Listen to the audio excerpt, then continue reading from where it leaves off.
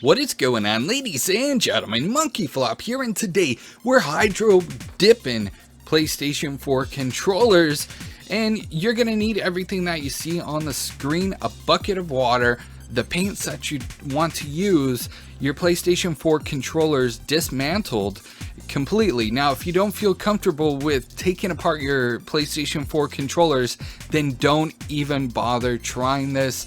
And if you do take apart your controllers, watch a couple of different tutorials so that way you guys get the feel of it, because there's a lot of moving parts inside the PlayStation 4 controller, and you know, I don't want you guys to mess it up. I was really nervous doing it myself, to be honest. Here I am using very fine sandpaper, and I want to get off all of the gloss off of the front of the PlayStation 4 controller. The back of the controller is not that big of a deal because it's a little bit more rough, but the finish on the front needs to be sanded down with like really fine sandpaper. You don't want to get big scratches in it, so be careful with that. But now, since I have my first controller taken apart completely, sanded down, we are mixing the paints together. And the idea of this is you're gonna spray paint the top of the water, and you're gonna come up with whatever design that you desire. This is I'm starting off with the back of the controller, and I would recommend, if you guys are gonna be doing this, to maybe practice one time with something random. I used a water bottle, and then for your first PlayStation controller, I would probably recommend dipping the back end of it first, because the front everybody's gonna see, and you want to get a feel for actually how it is to dip it in the water and then bring it back out and be successful. This by far is not easy, so if you don't feel comfortable with taking apart your controller, taking the time to do all of this and really pay attention to detail, then I would recommend you guys not do it at all. But the finished product is pretty awesome. Now, what I'm doing here is I'm mixing up the paint. I've spray painted all the paint that I want in there pretty much. I'm mixing it up.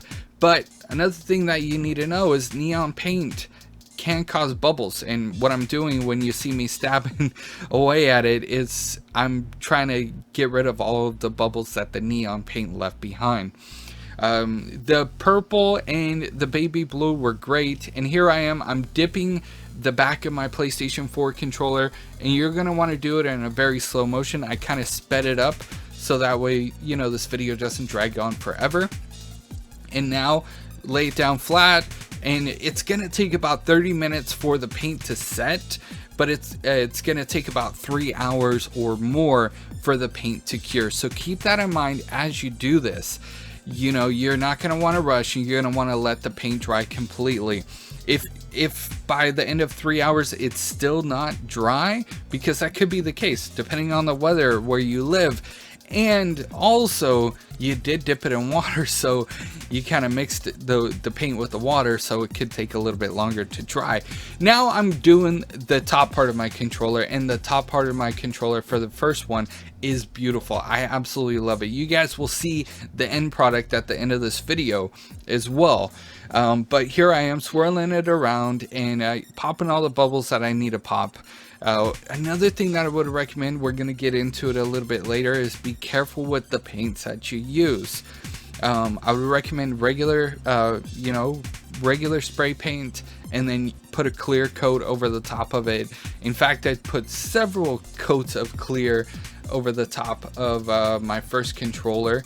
The second controller was a complete failure. You guys will see that in just a little bit, and that's why I recommend, like, if you don't feel comfortable with this, please don't mess up your PlayStation controllers, because, you know, I was being a dummy with the metallic paint. Do not use metallic paint whatsoever at all for hydro dipping. Here we are, and I'm dipping the front of my PlayStation 4 controller. This is regular speed, okay? So you're gonna dip it down ever so slowly, and then you're gonna get down to decent underneath, and you're gonna shake it off, so that way when you come back up, you're not bringing any XX paint with you as well.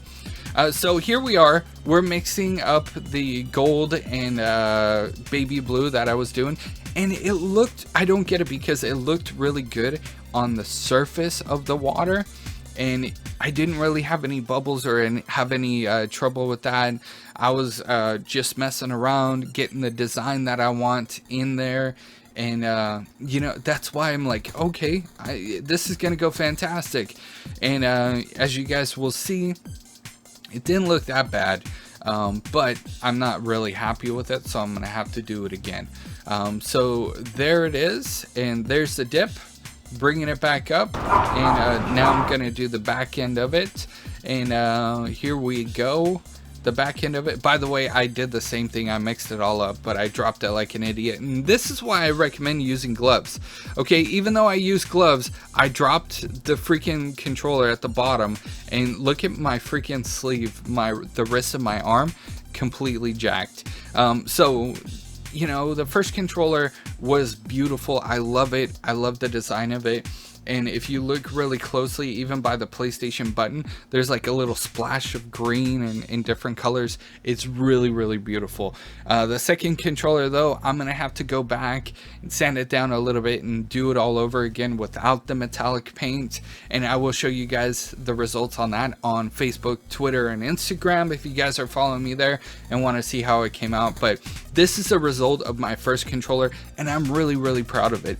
It took me a couple of days because I wanted to do a couple of clear coats over the top of it, and I did order new thumbsticks, so because the other ones were peeling. These are the first generation PlayStation controller. So put it back together. It's working beautiful.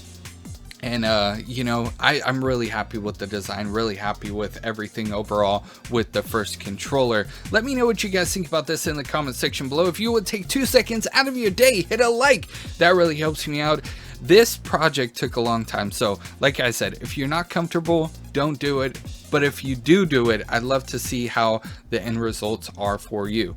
But that's it for me. Make sure to hit a like, comment down below, even if it's like, what's up, Monkeyflop? I see you, I appreciate you, and I'll see you guys in the next news update. You guys are freaking awesome.